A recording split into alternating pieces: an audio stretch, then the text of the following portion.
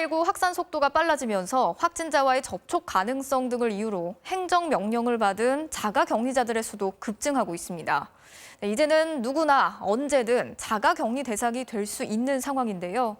2주 동안 외부와 격리된 생활을 하는 자가격리자들의 하루는 어떤지, 또 어떤 점이 제일 힘든지 저희 제작진이 자가격리 14일을 직접 경험했습니다.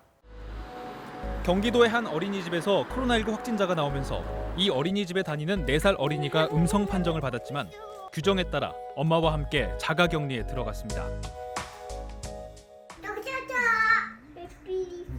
하루 첫 일과는 체온 측정.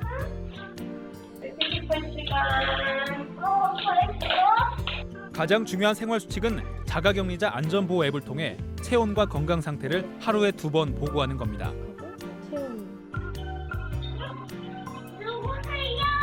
격리 장소에서 외출은 절대 금지. 아니야, 나가면 안 돼, 우리. 독립된 공간에서 생활해야 합니다. 혼자 먹으니까 심심하다. 그래도 14일 동안은 그렇게 해야 돼.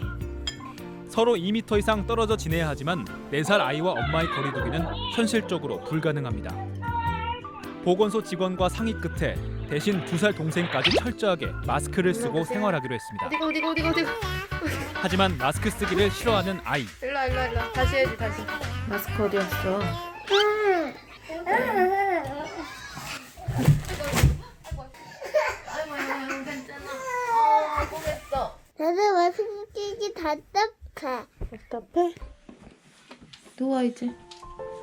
심지어 잠잘 때도 마스크를 써야 하는데 아이들이 가장 힘들어하는 시간입니다. 마스크 껴자. 코가 시려워. 공기 마시고 싶어. 코 잡으면서 엄마 창문 열어. 수시로 집안 구석구석을 소독하는 것도 꼭 지켜야 할 생활 수칙입니다. 오지마, 소독 중이야. 오지마. 자가격리 일주일째. 지원 물품이 배달됐습니다. 보통 2, 3일이면 도착하는데 자가격리자가 갑자기 늘면서 배송이 늦어졌습니다. 라면과 햄 같은 즉석식품과 각종 생활용품이 포함되어 있습니다. 초코파이다. 우와, 맛있겠다. 햇반 오고 스팸, 휴지, 뭐 반찬 이런 게 오는데 사실 저는 아이를 키우는 입장이다 보니까 아이가 먹을 수 있는 건 없어요.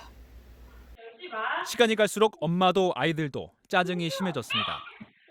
아이들은 툭하면 싸우고 엄마의 목소리도 높아졌습니다. 어디 주먹으로 얼굴 때려?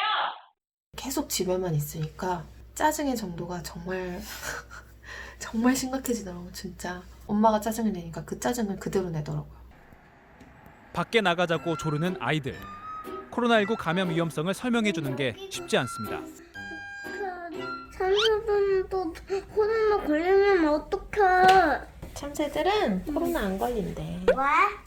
엄마한테 잘 모르겠어. 참새가 부러워? 응. 나가고 싶어? 자가격리 마지막 날 코로나19 검사를 합니다. 어린아이가 받기에는 고통스럽고 지켜보는 엄마도 더 괴롭습니다.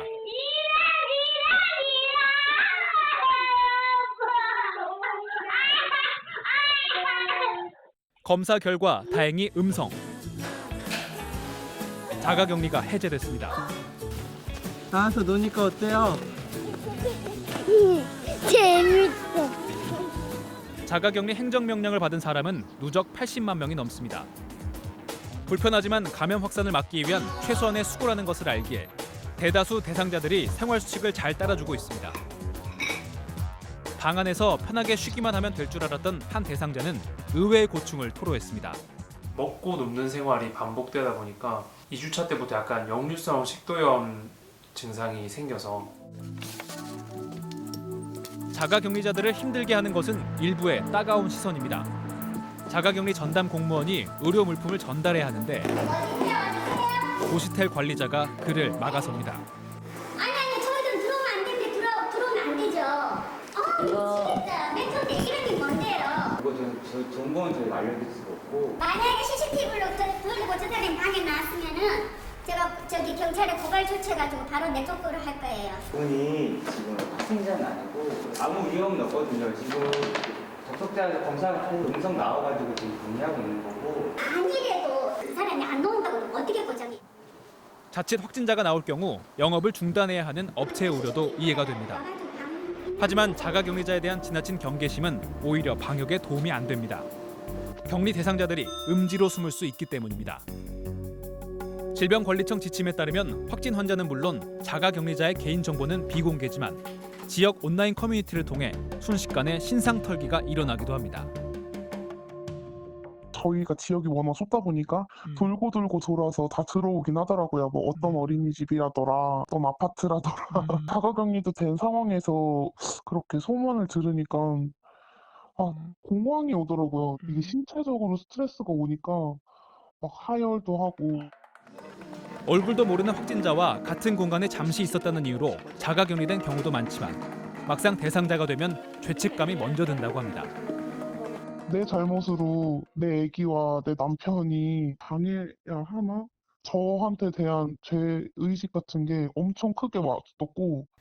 정말 주변의 사람들에게 폐를 끼치게 되는 것 같고 어떻게 보면 나도 피해자일 뿐인데 코로나19 장기화로 모두가 고통받고 있지만 우리 주변에서 갈수록 늘어나는 자가격리자에 대한 관심도 더욱 높아져야겠습니다.